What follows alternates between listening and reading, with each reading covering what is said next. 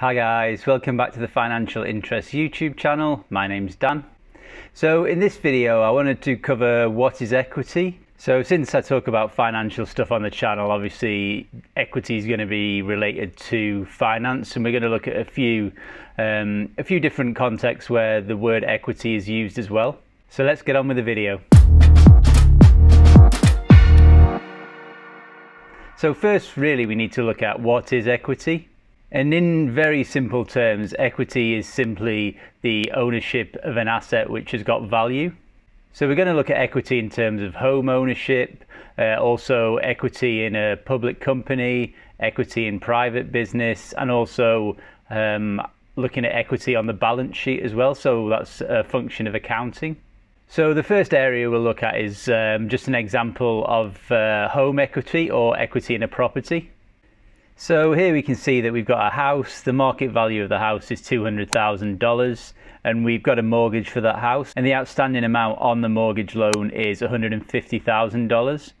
So what we do is we take the value minus the amount we've got outstanding, and that leaves us with $50,000 in equity in the house. Okay, so we'll look through a few different scenarios here. So we've got the market price of the house, which is $200,000. And as we pay off the mortgage obviously decreases, and because the price has stayed the same, our equity actually increases to $80,000. And in this example, we can see that the market price of the house has now actually gone up, but obviously our mortgage outstanding remains the same.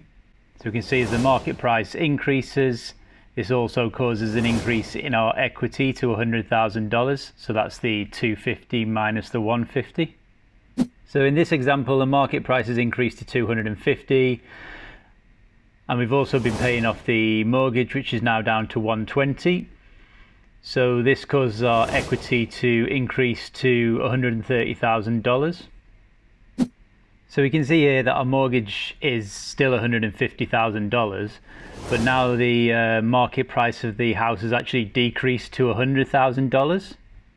And this means now we're in negative equity of $50,000 because we actually owe $150,000 to the bank, but the actual value of the house is only $100,000. And now let's go and look at equity in a public company. So in a public company, there's a couple of different ways that we can raise money or capital. And one of those ways is obviously to sell shares. And by selling shares, we're giving away equity or ownership in the business. And the other way we can get money into the business is by debt. And one of the key metrics that sometimes investors will use to understand their returns is actually the return on equity. And I've made a previous video on this, so I'll leave that in the description later on, so you can check that out if you want to as well. So to find the return on equity, we simply take the net income divided by the shareholders' equity, and then that will give us our return on equity percentage. And obviously here we're looking for as high as possible. So similarly, we can also have private equity, and this is just people who are investing in companies that aren't publicly traded. And now let's go and look how equity is in accounting. So we'll take a look here of how equity makes up an important part of the balance sheet. So the formula to calculate equity is the assets minus the liabilities, and that will give you the equity.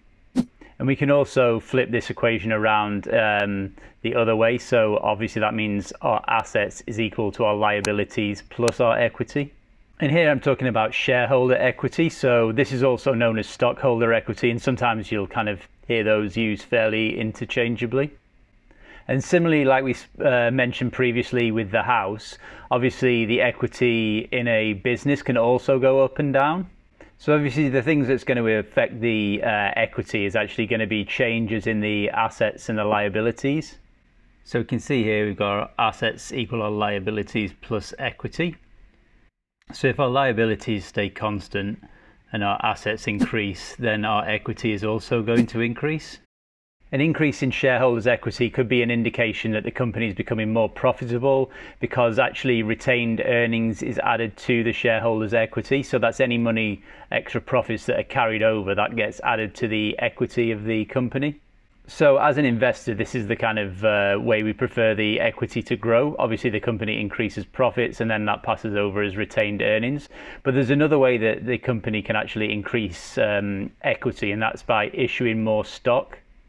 And this is the one we want to be a bit more careful about as an investor. So obviously, as I mentioned before, there's a couple of different ways that a company can raise money. One of those ways is obviously issuing more stock. So obviously, if you think about it, the company issues more stock, then that means there's going to be more kind of equity, more like investment in the business. But that means as an individual shareholder, your actual ownership of the company is going to get diluted or decreased by this. So that's kind of just quickly looking at a few ways that the equity can increase. Obviously, the equity can also decrease, and that's something we need to keep an eye on as well. So a reduction in assets is also going to cause the equity to decrease. And an example of this would be if the retained earnings is used to pay a dividend. Obviously, we might be benefiting from the dividend, but the actual equity reduces because that cash has now gone from the assets.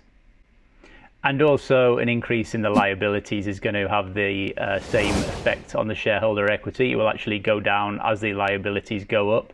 And similar to the house example, we can actually also have negative shareholder equity. And this is what happens when our liabilities are greater than our assets. And if you're looking into a business, this should be like a fairly big red flag. So you're checking the balance sheet and you actually see that the liabilities are much greater than the assets, which means the equity in the company is going to be negative.